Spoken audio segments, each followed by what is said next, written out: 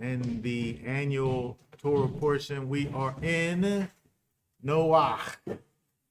Noach, which is Bereshit 6, verse 9, all the way up to chapter 11, verse 32.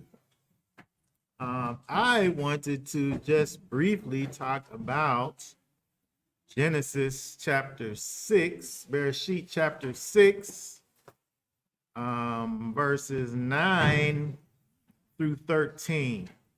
Genesis chapter 6, starting with the 9th verse. If we can read down, all the way down to verse 13. This is the genealogy of Noah.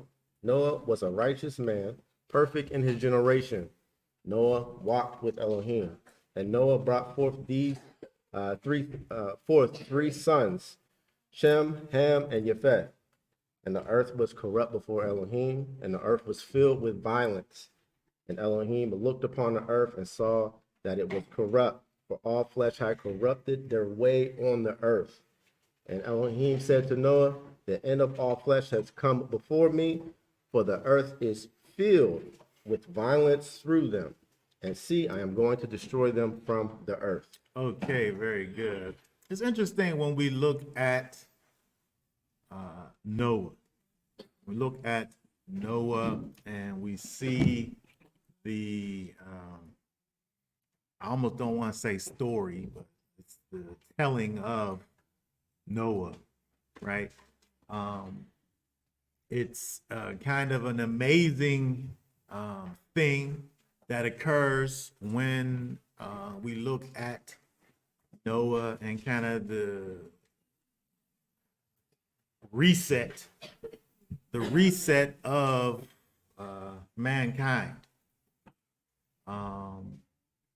where, you know, we know from the beginning the Most High created man, and he created man perfect, and then that perfect man decided to go astray. And then we see over time where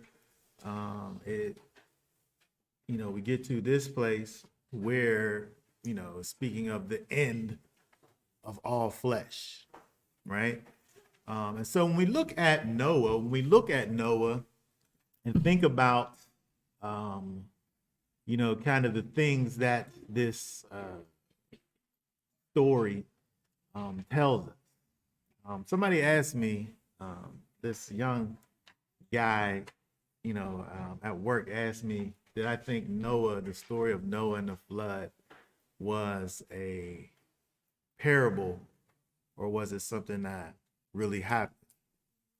And my answer was both.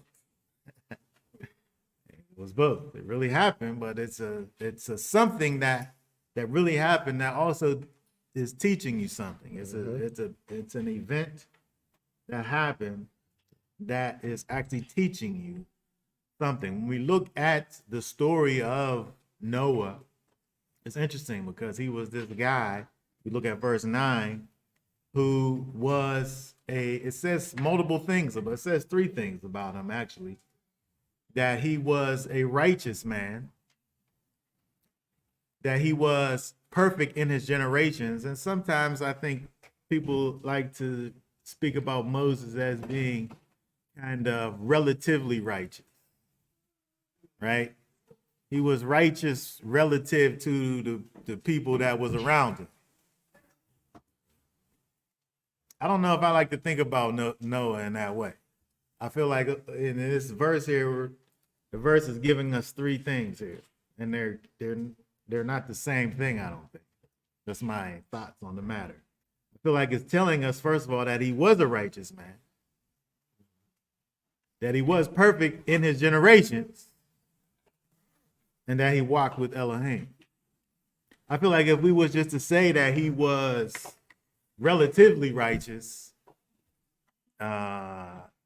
in terms of being righteous just relative to the people that was there, I think that kind of would erase the ability for the last part of verse 9 to happen, the fact that he walked with Elohim. You know, because when we think about the wickedness, I mean, it was so wicked that the Most High was like, I can't do this anymore. I got to start over again. These people crazy. And so when you think about the Most High, who is high, he's lofty, right? He's up there. And we think about the times when it speaks about kind of the wickedness, how it like makes its way up, like how it reaches up to where he is, like, right?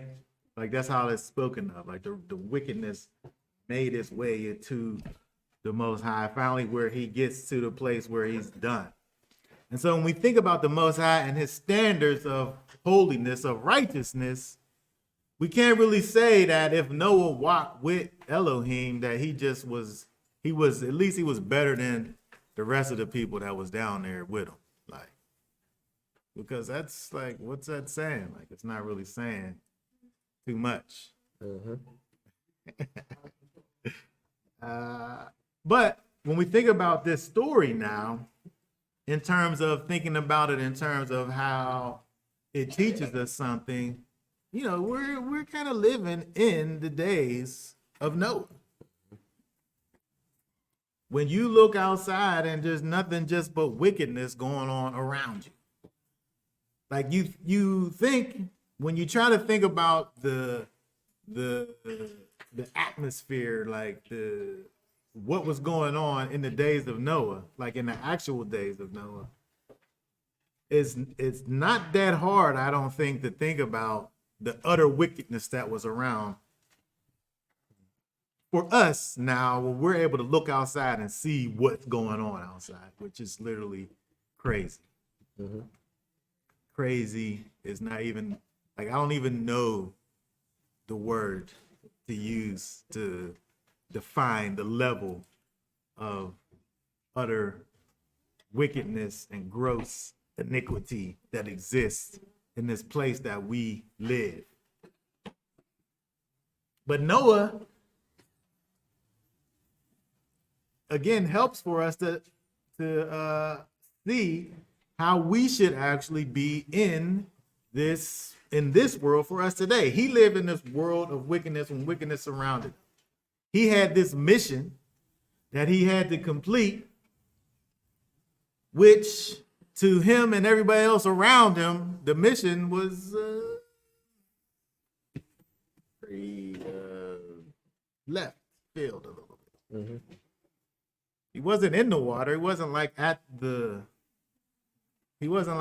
shore, but he was making a boat.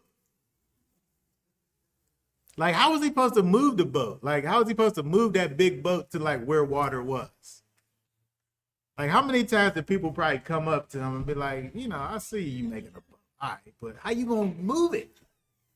How you gonna get it to the water? Oh, the whole place is gonna flood. I don't gotta. Like, when you think about the things that he had to say to people around, like it too's crazy. I feel like my vocabulary is just not good. I just don't know anything else to say but crazy when you talk about these things. Like, I'm sure there's some other words that I could be, some elaborate English that I could be using at this point, but we too live kind of in this world where we're making a boat for a flood that no one can see. We're doing these things that nobody else is doing. And people are looking at us and asking us questions, and we're giving them answers. And to us, they make perfect sense. But to them, they're like, man, these people are crazy. Yep. We're living this life. We're this world right here. And so, as preposterous as the reality of that Moses had to experience at that time, I'm saying that our life is exactly that. And so when we walk in the face of this world where we're going in the exact opposite direction of everybody else. You know, this helps us to be able to look and see, well, you know, it's not like that. We should be able to do this because this guy somewhere in the desert, nowhere by water, built a boat and was supposed to go out and gather a bunch of animals and put them on the boat. So I'm saying, how much more so is the task that we have? You know, we should be able to look at this and be encouraged. In fact, when you look at the faith chapter, is Noah in the faith chapter? Somebody look at Noah, see if Noah's in the faith chapter. What's that, 11 or 12 in Hebrews? I wonder if Noah's in the faith chapter.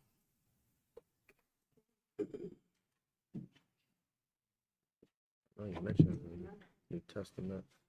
Hebrews 11. Is it 11 or 12?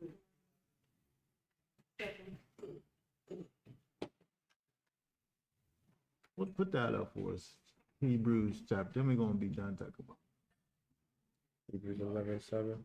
What is it? Hold on. Got it. Hebrews 11. Wait a minute. Yeah, go ahead. Read that verse. Hebrews 7. 11:7. By belief, Noah, having been warned of what was yet unseen, having feared, prepared an ark to save his house, through which he condemned the world and became heir of the righteousness which is according to belief. Okay, very good. So Noah, yes, was in the faith chapter. And so when we look at the next chapter, let's see here, read Hebrews chapter 12, verse 1. We too then, oh, you don't get it? Yeah, Hebrews 12. You got it. Verse 1, yeah. We too then, having so great a cloud of witnesses all around us. Okay, that's talking about all the people that was in the chapter previously, including Noah. We're supposed to be able to look at Noah. We too then having Noah to look at. Go ahead, say that rest part. Let us lay aside every weight and the sin which so easily entangles us, and let us run with endurance the race set before us. Okay, very good. So I'm saying that when we think about this Torah portion this week and look at Noah, we're supposed to, according to the writer of Hebrews, we're supposed to be able to look at Noah and what he did. And because of what he did, our faith was supposed to be increased, and we're supposed to be able to lay aside these things that's holding us back. Mm-hmm. Because these things are just like the other people's things that they was able to lay down before us. We go through this life that we live in, and these things and these situations that we have is just the end of the world for us. There's nothing that's able to get us out of this pit that we've fallen in, this proverbial thing. Mm-hmm. And we're supposed to be able to go back and look at these things that have happened already before us and be able to look at those things and see how the Most High was able to be with his people in those times and know that he's going to be with us in these times and get us through. Yeah. That's what this is saying right here. Yeah. All right, so there's much things that could be said about this chapter here and dealing with Noach. I talk about these things at length over in the description. You can click down there and see what else I have to say about Noah and any other chapters that are in the Torah portion this week. Anybody have any thoughts, questions, comments about the Torah portion? Go ahead.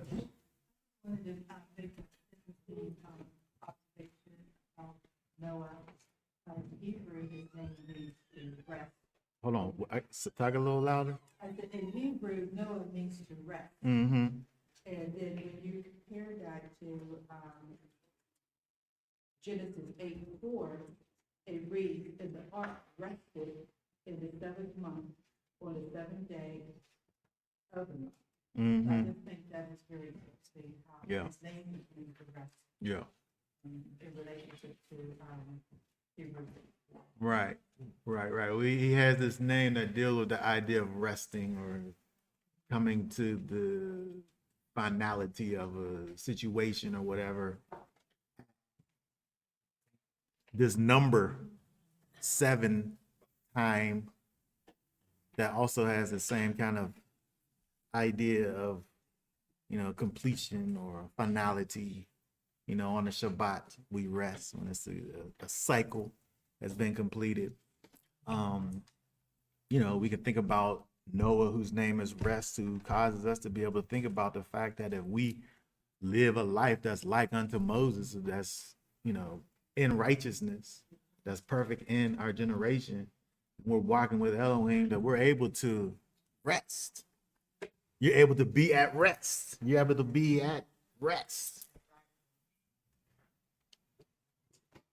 Because we get in some situations where life kind of makes us don't want to rest. We feel like we gotta just be, doing all kinds of things. I gotta do this, I gotta do that. Oh my goodness, I'm not gonna get it done.